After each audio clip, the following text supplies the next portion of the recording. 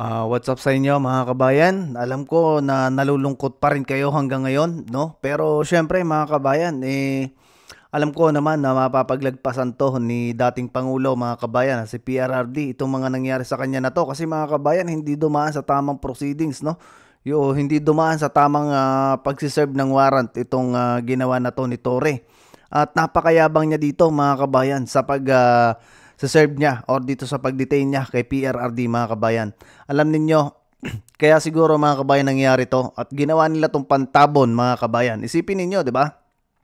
Nag-release sila ng hindi daw totoo, wala daw silang natatanggap even yung sa member ng DOJ, 'di ba mga kabayan? Tapos bigla na lang mga kabayan nagkaroon ng ganito. Na while na meron palang issue mga kabayan na nangyari sa Amerika, etong sinabungit mga kabayan na hindi inilalabas mga kabayan sa mainstream media. At hanggang ngayon mga kabayan, wala pa nagbabalita nito maliban sa GMA na nag-post mga kabayan ng picture nung lalaki na namatay sa Amerika. Nakasama di umano mga kabayan ito ni nabungit, no? Na may issue mga kabayan sa ipinagbabawal na gamot kaya daw natudas. 'Di ba? Tapos ito mga kabayan ang pinalit nila at ngayon ito mga kabayan ang nilalaman ng buong balita mga kabayan ng mainstream. Ito panoorin muna natin mga kabayan at hindi pala, ito pala muna mga kabayan, basahin muna natin tong sinasabi na to na paglabag mga kabayan ah, dyan sa ano ni PRRD mga kabayan kasi napakalaki talaga mga kabayan ng anomalya na nangyari diyan. Ito basahin natin mga kabayan ang sinasabi dito. Ito yung mga nilabag mga kabayan ni Torre dyan sa Article 59 na yan. At yan mga kabayan na pinag-uusapan din no ng mga ibang mga batikang lawyer mga kabayan. At yung iba syempre no na against dito kay PRRD, hindi nila mga kabayan to matanggap itong sinasabi na to ng article na to. O ito mga kabayan, basahin natin tong Article 59 na to.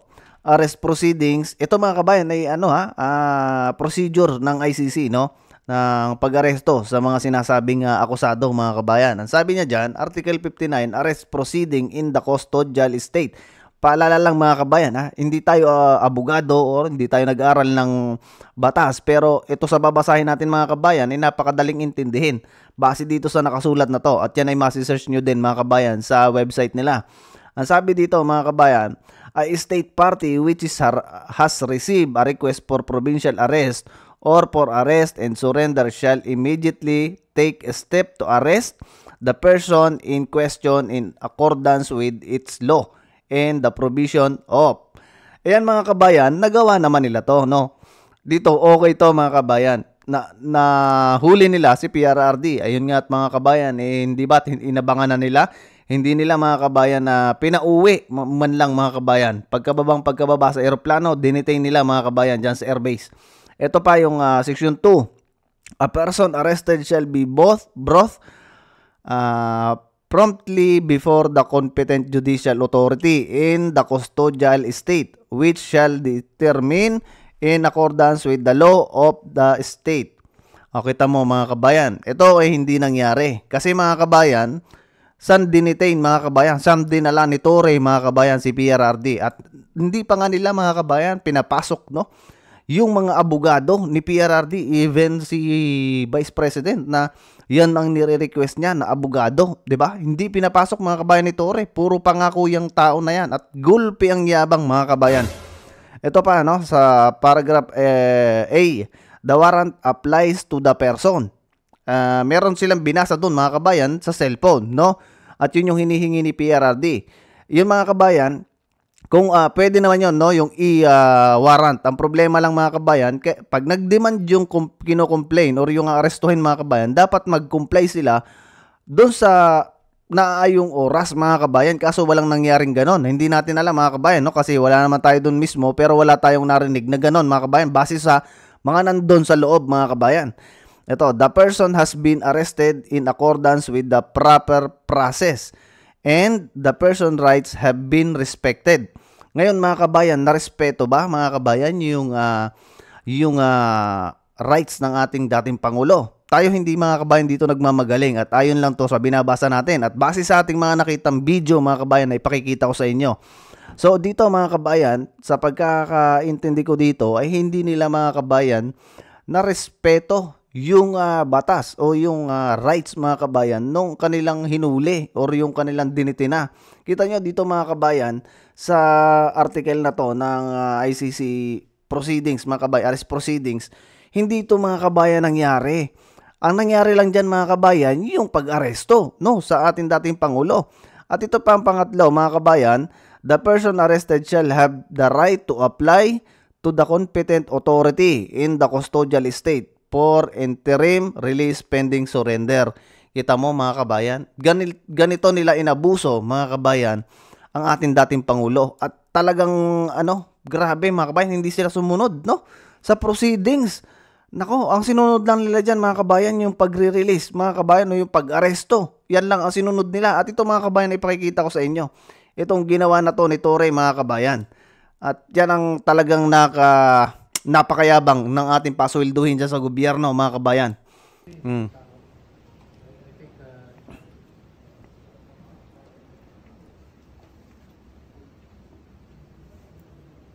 Kita nyo? Yabang niya ni Torre. Hihilain ko yan. Hihilain ko yan. Naku, maniwala ka, hihilain ko yan. Kapatumba na. Pero hihilain ko yan. Kita nyo, ang sinasabi niya, hihilahin ko yan, kahit magkatumbahan na mga kabayan. Yan ang sinasabi niya mga kabayan dito sa video na to. Lintik ang yabang ng tao na to, may araw ka din, Torre. Kung masusunod dito ngayon, reklamo niyo na ako. Sino? Walang mas mata sa akin. Ako na ang commander dito. Ito, sir na ako, sir. Diretso rin niyo ako sa aeroplano? Yes. Okay, sir. Your lawyers are witnesses. You can always file. You have to kill me. It's not our intention. You have to kill me to bring me to Hague. It's not our intention, sir. Kita nyo mga kabayan, no? Hinila yung aid ni PRRD. Grabe.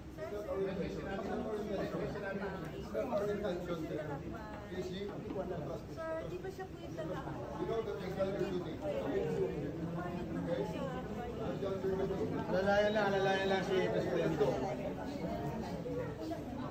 Kayo lang sige. Romy, balik ka dito. Ikaw mag-alalay. Yan mga kabayan, ganito ang ginawa nila kay PRRD nung yan gusto nilang dalhin sa doon, ilabas nila mga kabayan, isakay sa eroplano na private mga kabayan na provided ni Bungit mga kabayan, at napanood din natin sa ICC na talagang si Bungit mga kabayan ang dahilan kung bakit nahuli ang ating dating Pangulo. Tapos doon sa kanyang paliwanag mga kabayan, doon sa interview niya, no, doon sa press briefing, wala siyang kinalaman. Ganyan kasinungaling ang Pangulo na to mga kabayan. Ganyan kasinungaling. At even pangalan nito, itong attorney na to mga kabayan, pakita ko na rin sa inyo mga kabayan nang sa ganun makita nyo rin yung sinasabi niya. Greetings, I'm Francis Camtugan.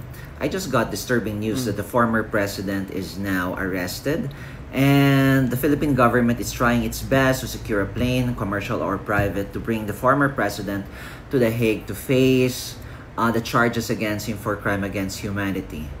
What the hell? It is quite frustrating for a trial court lawyer like me to see this and witness this. Okay, for 15 years, we spent countless numbers of hours in courts, numerous sleepless nights making pleadings, okay, just for the system, in defense of the system. Okay? A slow system called the justice system of the Republic of the Philippines. Maraming flaws, maraming kailangan trabahuin, but it's still functional, okay? And then, nakakapanghina because this government suddenly nagcapitulate siya sa political demands, okay? And gave in to this International Criminal Court, okay? Let's break it down. First of all, ang mga korte ay gawa po ng konstitusyon, ang Supreme Court, okay? Ang jurisdiction ng Supreme Court ay gawa ng konstitusyon natin. mahirap mabago yon, okay?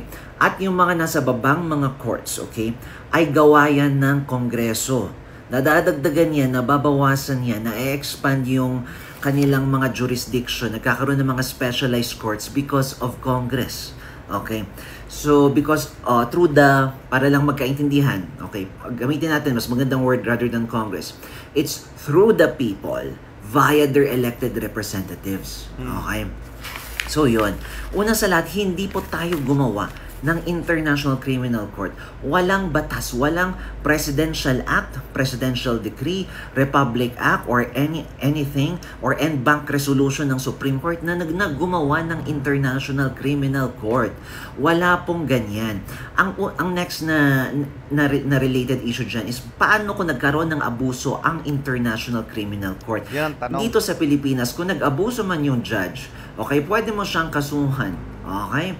Through either a letter to the Deputy Court Administrator or through the Office of the Court Administrator. There will be an independent investigation on that. Okay? Pwedeng ganon. That's why you can read rulings sa Supreme Court website at saka sa lawfield.net na magandang basahin. Okay? Pero kung nag-abuso man ang International Criminal Court, anong remedy natin? Wala. Kasi wala tayong hawak sa kanila. Right now, nag-give in tayo sa ganitong nangyari na sinurrender natin yung former president or iso-surrender natin yung former president natin sa kanila. Next, it's so funny na ang nag-serve ng warrant kanina was General Nicanor Torre. The warrant, the Philippine National Police has authority to serve warrants issued by Philippine courts. Okay. Kunyari, nagkaroon ng case man sa Basilan or Batanes, he can serve it anywhere. Anyway, the warrants are now uploaded. Yeah. Pero how come that a Philippine police has to serve a warrant issued by a international court, okay, or a foreign court? Okay, hindi lahat ng mga lugar sa mundo ay kaparehas ng mga batas sa Pilipinas. Hindi lahat is magandang mga batas. Okay, before I go to the law itself, ha? Okay. So, bakit yung police nag-serve ng warrant ng International Criminal Court? Oh, yan nga eh. Yan ang I tanong. don't understand. Okay? Next. So, anong gagawin ng PNP General? I-return warrant niya sa yung warrant dun sa Hague. You mean that the warrant had been served on blah blah blah blah blah, that his rights were served. Okay, Miranda rights pa. Miranda rights is a concept created by the Americans and I doubt if they have it in The Hague. Baka iba pa ang pattern nila sa Hague. So baka yung binasa lang doon is yung galing sa PNP manual. Kaya nga. Okay, next, let's go to crimes. Okay, the president allegedly is being charged with crime against humanity. Okay, whatever. Okay, crime against humanity, okay, we have those also in the Philippines. Iba lang yung wordings. Okay, kidnapping, human trafficking, murder. Okay, magkakaiba lang ng terminology, and those kinds of actions are punishable conduct under Philippine law. As high as life imprisonment. Kaya nga napunong-puno yung mga kulungan natin ng mga kaso ng drugs, human trafficking, kidnapping, lalo na doon nagdadagdag yung mga kaso ng mga Chinese nationals dyan, diba? And then right now, here we are. Applying foreign law. Diba? Paano nangyari yun? Okay. Yan nga mga kabayan, yung isang malaki katanungan eh, no? Paano nangyari mga kabayan, itong nangyari kay PRRD, no? Paano nila na-serve tong warrant na to nang galing sa ICC na which is hindi na tayo miyembro mga kabayan? Bakit isinuko ni Bungit na traidor mga kabayan sa dayuhan ang ating dating Pangulo? Kita nyo yan mga kabayan. Grabe itong ginawa na to ng administrasyon. At nababalitaan natin mga kabayan na marami na rin kapulisan, no? Mga men's in uniform na nagre-resign mga kabayan. Dahil hindi nila kaya nang tanggapin ang nangyayari sa ating bansa sa pamumuno ni Bungit mga kabayan. Kung gusto nyo mga kabayan na mapanood ang buong video ni Attorney Francis Kamtugan, ayan mga kabayan, i-search nyo na lang, no, yung Igorot Lawyer mga kabayan, yan yung pangalan ng kanyang account. I-search nyo to mga kabayan kasi magaganda yung mga sinabi niya dito. At alam niyo naman, ang video natin mga kabayan hanggang 15 minutes lang, no? Hindi tayo makapag-upload ng napakahaba kasi nga mga kabayan, yung internet natin. But anyway mga kabayan, tayo ay nalulungkot, no? Nalulungkot tayo sa nangyari na to kay PRRD sa kabila ng ginawa niya para sa atin, sa ating mga Pilipino, no? Isinakripice niya ang kanyang sarili mga kabayan kahit dumami yung kanyang mga kaaway na mga oligarko, mga narco-politics, mga kriminal. Itinuloy niya mga kabayan yung ipinangako sa atin nung siya'y nangangampanya, at ito siya ngayon mga kabayan, hindi natin maipaglaban, no? Hindi natin maipagtanggol ang ating dating Pangulo na 80 years old na nahaharap pa sa ganitong senaryo mga kabayan. Oo, at magkakaiba tayo ng opinion, magkakaiba tayo mga kabayan ng paniniwala at pagsuporta sa ating dating Pangulo. Ang iba dyan sa inyo ay galit sa dating Pangulo, pero I know mga kabayan na naramdaman ninyo nung panahon niya ay naging safety kahit papano mga kabayan, nabawasan yung mga tulonggis dyan sa kalsada. Kahit papano mga kabayan masasabi natin na yung mga empleyado ng gobyerno tumino, kasi naranasan ko yan mga kabayan at tuwing ako uuwi ng Pilipinas, yung mga nandyan sa immigration napakagagalang, may paingat-ingat pa, ingat kayo sir, thank you sir, mga ganun pa. Ngayon mga kabayan, hindi ko alam kung ano na ang mga stance ng mga empleyado ngayon sa immigration at sa airport mga kabayan. So anyway, hanggang dito na lang muna mga kabayan nating video. I hope na sana sama-sama tayo mga kabayan na manalangin na sana mapaglagpasan ng ating dating Pangulo itong nangyari sa kanya mga kabayan. So ingat kayo palagi, no? Huwag tayong padadala mga kabayan sa mga emosyon natin at gumawa ng mga maling hakbang, kasi unang-una mga kabayan, pag tayo nagkagulo-gulo, iyan ang iniintay ng administrasyong bangag mga kabayan, yung tayo magkagulo-gulo at guluhin natin ang bansa, no? Kasi diyan siya gagawa ng hakbang para magdeklara ng martial law mga kabayan. Maging matalino na tayo, no mga kabayan? Isa to sa plot twist ni Bungit maliban sa pagtatakip niya sa mga issue ng ating bansa. So adios muna sa inyo mga kabayan, ingat kayo palagi at huwag niyo kakalimutan, PDP lang mga kabayan ang ating iboboto.